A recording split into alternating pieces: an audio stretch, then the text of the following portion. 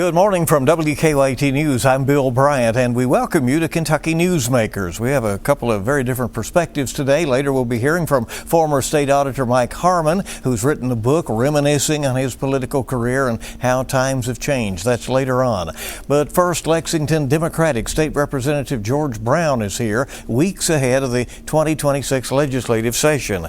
It is an all-important budget year, and other topics, no doubt, will also be up for debate in that session.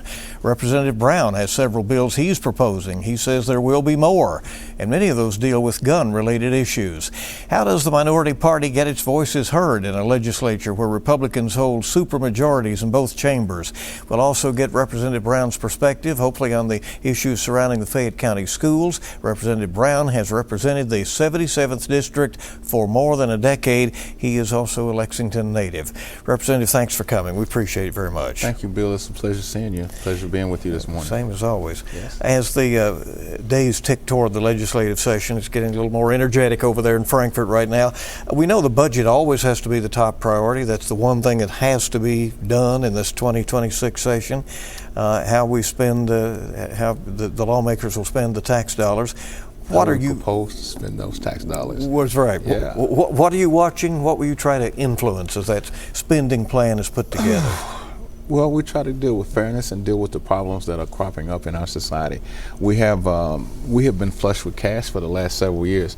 The rainy day fund is about $2 billion, and there's some things that we can do with that rainy day fund that came as a result, in my opinion, from the Biden administration and the ARPA funds and the funds that came down from the federal government, and that helped that we have still in our coffers. So it's a matter of trying to figure out what those priorities are. When you say do something with that fund, some say, well, you need that fund to ensure your bond rating is good, and also to be able to continue to fund government should there be a downturn. You would be for rating that fund some. I'm not for frivolously spending money, but I am looking at spending funds to provide goods and services for the citizens of the Commonwealth. That's why the money is there. And to have a rainy day fund and not have a reason or a priority or prioritizing how we use it for the citizens of the Commonwealth does not make sense. Is there an area that you would be more comfortable in terms of a rainy day fund? As far as the number? Yeah. I think that I'll leave that up to the budget people who have those numbers, but I think we need to have a rainy day fund. But at the end of the day, the reason we have a rainy day fund is that we're able to deal with the rain when it comes, and that is to provide goods and services for the people of the Commonwealth. We've had a number of floods, a number of hurricanes, and here in the state. And that money may not come from the current administration, so we may have to, the federal administration, so we may have to use the money that we have in our coffers now in the Commonwealth of Kentucky to give the citizens relief. Representative Brown, Republicans have 80 seats, the Democrats have 20 in the State House. It's even more lopsided in the Senate. How much can you do in a situation to change policy or even be heard when you're up against that? Well, it's a challenge, number one.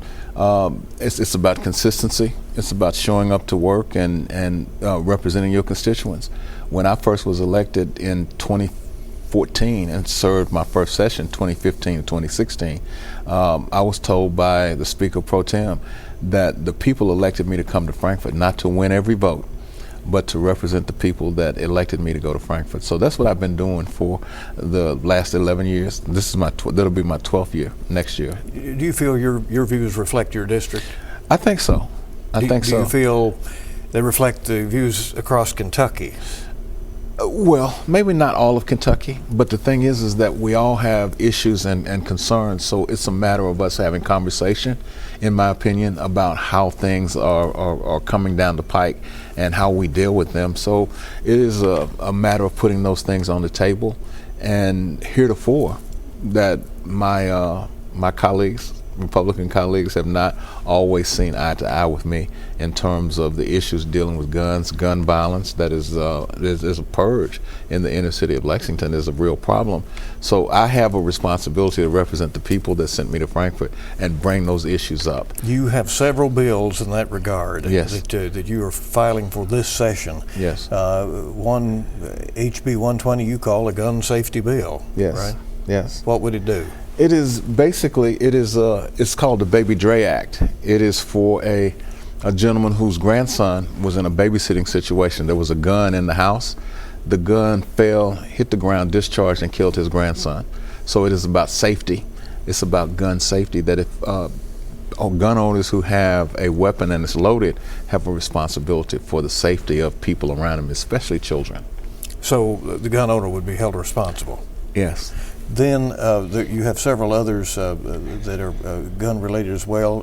Firearm possession By a felon. By a felon. Yes. There was just a recent situation that happened in northern Kentucky, up in Independence, and I received a phone call from a television station up there in Cincinnati, and they were asking about that bill, and it was House Bill 331. And what it says is that if a gun owner loans his gun to someone, then it is his responsibility to do a background check and make sure that the person he's loaning the gun to is not an ex-felon or has tendencies to commit violence. What happened in northern Kentucky is that the gun was loaned to this gentleman. He killed his ex-fiancée, killed her friend, and killed himself. So as a result of loaning that gun, there were 2 homicides and 1 suicide. And you're coming with some other gun-related bills. Yes, it is. I mean, we have a allowance in Kentucky law, and it's not on our sheet, but we allow people to buy automatic weapons, and automatic weapons should not be on the streets of America or the streets of Kentucky, and that's another bill that we're looking at moving forward in the next session. Do you feel that you can respect the constitutional right to have firearms while, and chip away at some of that with these restrictions? I'm glad you asked that question, because I think it's something that certainly is worthy of debate. That the original Constitution, the Second Amendment, says that, and we only remember the second part of it, which says that the right to keep and bear arms should not be infringed upon. But we forget the first part. The first part says, in order to have a well-regulated militia, the right to keep and bear arms shall not be infringed upon. Do you expect the Republican-led legislature to entertain these bills? Even can you get them to the floor? I don't expect them to. I don't expect them to get to the floor or them to address the bills. But I think the citizens in the Commonwealth are sick and tired of the numbers of people that are killed or harmed with guns that are on our streets. I think we need to address it in some way, and I'm open to compromise as to how we deal with that. But certainly that it's not something that we should not address and or talk about. So for you, the conversation is important enough to have? At the end of the day, that's a large part of all I can do is to, in the minority party, is to raise the issue and try to get the folk in the majority party to address that, because violence as it's happening in our state, in our cities, that we look around and it's a matter of violence. It's going to come to you, your neighborhood. It's going to come to my neighborhood again, and it's a matter of us doing before the fact, addressing the issues and concerns of the citizens in terms of dealing with gun violence. You also are in support of and will propose a House bill that would be a constitutional amendment. Yes. That would change some language that is in Kentucky's primary political document. Right. What I'm looking to do is to put forward a constitutional amendment to an amendment to Section 25 of the Kentucky State Constitution, which allows involuntary servitude / slavery in the Commonwealth of Kentucky. It is my opinion that if someone has completed their sentence and paid all restitution, then they should be accorded the full rights of citizenship of every other person in the Commonwealth of Kentucky. But Section 25 which is consistent with the 13th Amendment of the United States Constitution, which has an exception clause that you are free unless you have committed a crime. So you look to remove that language. I am. And that's what the amendment would do? Well, I'd have to propose, the amendment would have to go before the people of the Commonwealth to vote on. But I think most people in the Commonwealth don't know that this statute is in place, that the Section 25 of the Kentucky State Constitution exists. There are indications that the majority might give some attention to child care, and obviously the Democrats want that as well. Business groups and advocates for the working class seem to be on the same page in that. Do you want the legislature to enact some meaningful child care legislation? I think it makes sense. I think that makes sense, as well as universal pre-K. That to educate our babies before they get to kindergarten, so when they go to kindergarten that they're ready for kindergarten. So we have the funds, we have funds that we can do that. So universal pre-K is important. You see that as part of the child care issue? Yes, absolutely. And the legislature has been reluctant to fund the universal child care. Yeah, universal pre-K. I'm sorry, universal the pre-K. Yeah. Right. Some states have done universal child care, and I think New Mexico has done that. But yeah, on the universal pre-K, do you, obviously Governor Beshear continues to press it, it's his highest priority. Do you think it stands a chance of getting some traction? It always stands a chance. The sun rises in the east and sets in the west, so we have to be eternal optimists, especially being in the minority, is that we have confidence that there will be minds on the other side that will understand how important it is to educate our young people and to educate our babies, really, and have them ready for kindergarten when they go to kindergarten. So universal pre-K will offer that for our babies. Education Commissioner Robbie Fletcher says Kentucky desperately needs to recruit more teachers, and he says pay would make a difference. Lawmakers have been reluctant to mandate raises from Frankfort. Should that be handled by the legislature? I think that's a part of what can happen. I think it should be. I think there's a part of that we have a responsibility to do. The fact that people complain about the education system in Kentucky and say we're not competitive nationally or internationally, and if we have the funds, we should spend them. If we don't have the funds, we should raise them and put our people in position to educate or to compensate our teachers and our employees who train the future. So you would be a yes vote on any proposal to statewide mandate raises for teachers? I am. The Fayette County school system has some well-documented financial challenges right now, $16 million shortfall, as you know, and yet the district also has success stories. What is your perspective on what the district faces right now?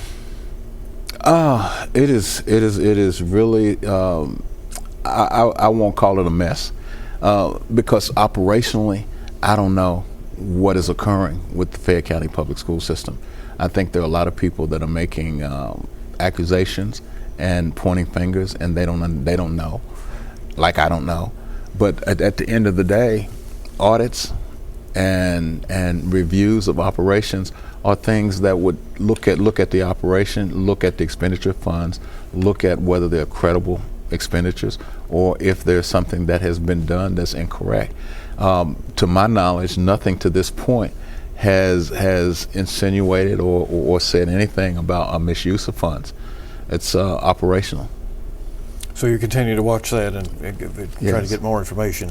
What other priorities do you have for this session of the General Assembly? I think that we have to think in terms of people having employment, and we have way too many people who have completed their terms of service and paid all restitution that cannot be employed or are not employed. We have an unemployment situation that's out there with people who have completed their sentence, paid all restitution, and are looking to be contributing members of society again.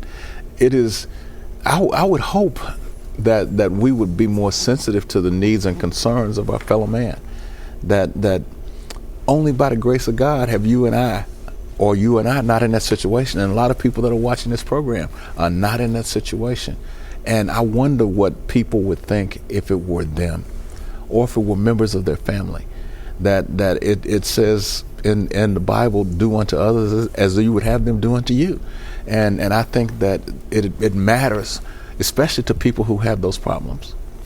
You were in Frankfurt earlier this week to attend a meeting about the road plan, right? And you're trying to seek some money for a project in your district. Yes, actually, I've been trying to get this done since 1999. I was on the city council, I remember. And Robert Jefferson and Al Mitchell were my colleagues on city council, and we were trying to get Citation Boulevard completed, which is a roadway that runs between Newtown Pike and Russell Cave Road. And right now we have $3.5 million to do the construction, but we're looking to get the money for right of way. So you have to purchase the land from whoever the landowner is. So that's the purchase of right of way that we're hung up on right now. You're seeking re-election? I am. And I guess the campaign is underway, or will be? It will be. Yeah. We have to file by the end of this year. Yeah. First Thanks of next. For coming by. We appreciate it very much, Yeah. Representative Brown. All right, everybody stay with us in just a moment. Former Republican State Auditor Mike Harmon is with us. WKYT's Kentucky Newsmakers will continue in a moment.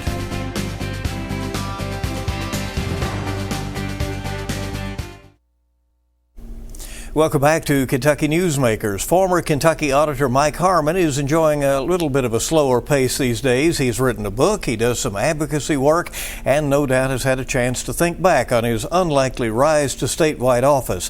Harmon was a longtime lawmaker before he ran for state auditor and knocked out incumbent Democrat Adam Edlin. That was in 2015. He was reelected in 2019, but his run for governor in 2023 was too steep of a climb and Harmon lost. So what's he up to now?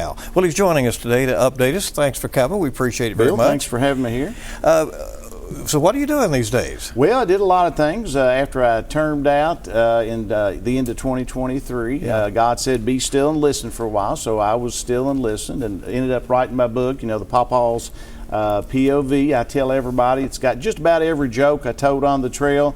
It's got some of the ups and some of the downs, as well. Situations like when when I first filed to run, my father passed away like 3 months after I filed to run the first time. Also during that same year, the first year I ran, that was the same year that Regina Nichols got shot out at Trim Masters, where I was working that night, and I had the opportunity to meet her mother as well, and it was very similar to the Charlie Kirk's wife's situation, where the mother of her indicated that she forgave the gentleman. So it was very humbling to me, thinking about if one of my daughters had been killed, would I have had the courage, even as a Christian, to forgive them? So a lot of good things, a lot of sad things. But I tell everybody, if you like my jokes, you'll love this book. If you don't like my jokes, it makes a great fire starter or doorstop. Tell us about the title. Sure. Pawpaw's POV, and some people pronounce it a little different. We spell Pawpaw P-A-W. And the reason I came up with that, my oldest grandchild, he always comes in and he reenacts things maybe he'd seen on YouTube, and sometimes he'd go, this is Aiden's POV, so his name's Aiden, and he might say somebody else's POV. So it's kind of a dedication to him and my other grandson for Pawpaw's POV. They certainly are my life. So people will get to read a little bit of autobiographical, the ups and downs. Yeah, the ups and downs, the autobiography, and it's a wonderful. It was really a good experience for me. And then after I wrote the book, I sold insurance for a little bit, and then out of the blue, the Commonwealth Policy Center called me. First asked me to be on their board, and then they asked me shortly after to come to work for them. So you're doing some advocacy work for them? Yes. Well, and what we do, it's a little bit, we do some advocacy. We're registered out of abundance of caution as legislative agents, or lobbyists, as some people would call it. But we do a lot of things. Just recently, we've been wrapping up a series of candidate trainings. We look to try to find, educate, and elevate candidates that have a biblical worldview. And in addition to that, we'll do forums, with candidates. We basically do voter guides. So I'm really blessed. It's right back in that wheelhouse of what I did all those years. Politics is rough and tumble these days. That never was your style. Correct. Do you think there is a place for a kinder approach to politics? I think there is. I mean, I never went very negative. Now, I had situations to where, like, if somebody went negative on me, my rule was you don't go negative on me, I won't go negative on you. But there were a few situations where if someone went negative on me, I might find something small. But usually it was something small. I had one gentleman who, when his campaign went negative on me, I basically had found he had a young man do his Facebook, and he didn't realize it.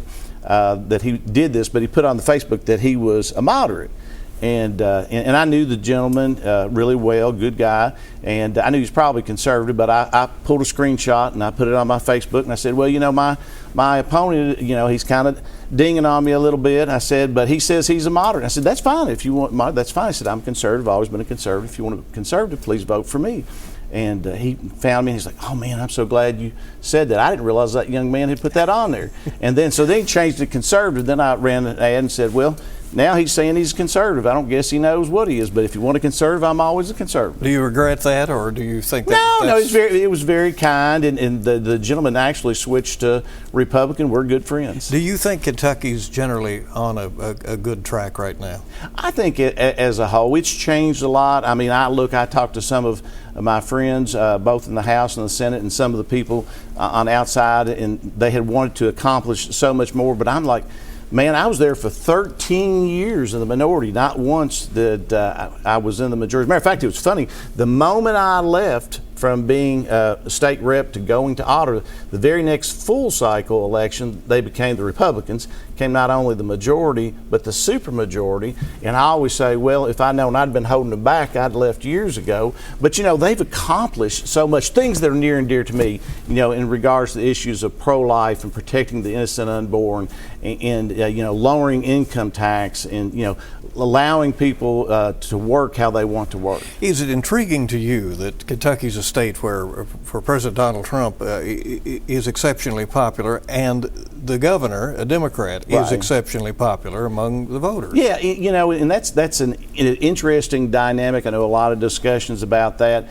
Most of the people, even when I was doing door to door, even the Democrats, you know, the Democrats that I knew in my area, the rural Democrats, obviously were fairly conservative, but it is an interesting, different dynamic. And I think it's because when I talked to a lot of people during the door-to-door, during the governor's race, you know, after I had lost, you know, I supported Daniel Cameron. And what we found was that people really liked Daniel Cameron, but they also liked Andy Beshear. And the situation is, if they like both candidates, they're going to vote for the incumbent.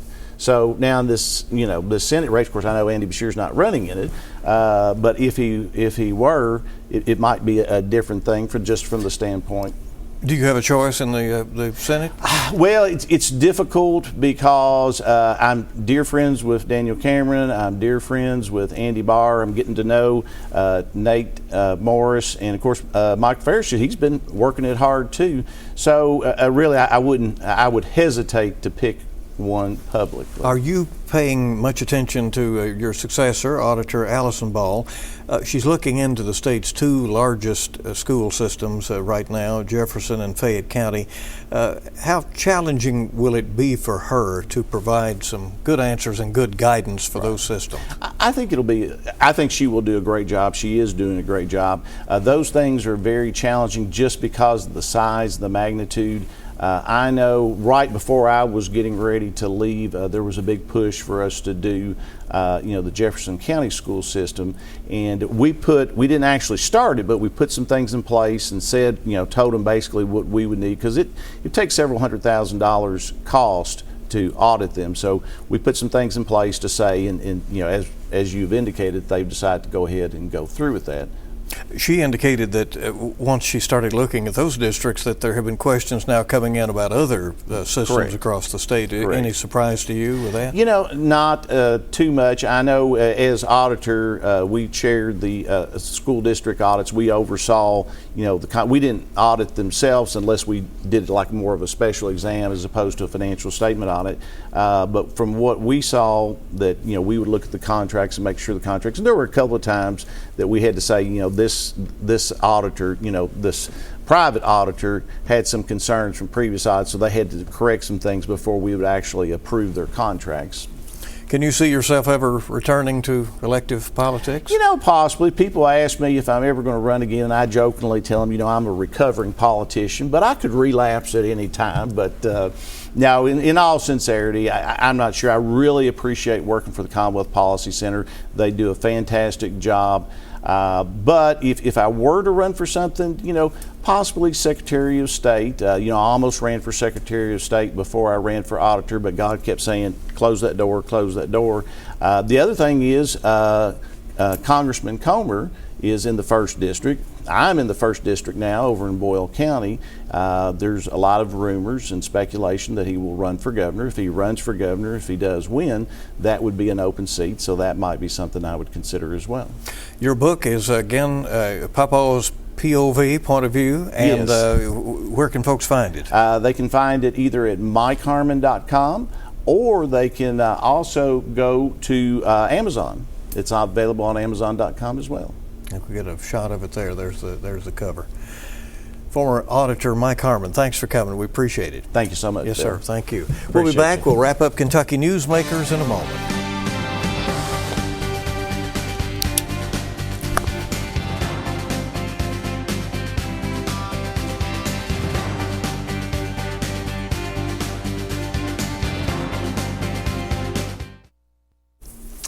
And before we go, a word about one of our guests on next week's edition of Kentucky Newsmakers will be Ashley Watts from the Kentucky Chamber of Commerce. We'll be looking ahead to that 2026 legislative session, talk about the priorities of business. That's Kentucky Newsmakers for this week. Thank you so much for joining us, and we hope you make it a good week ahead.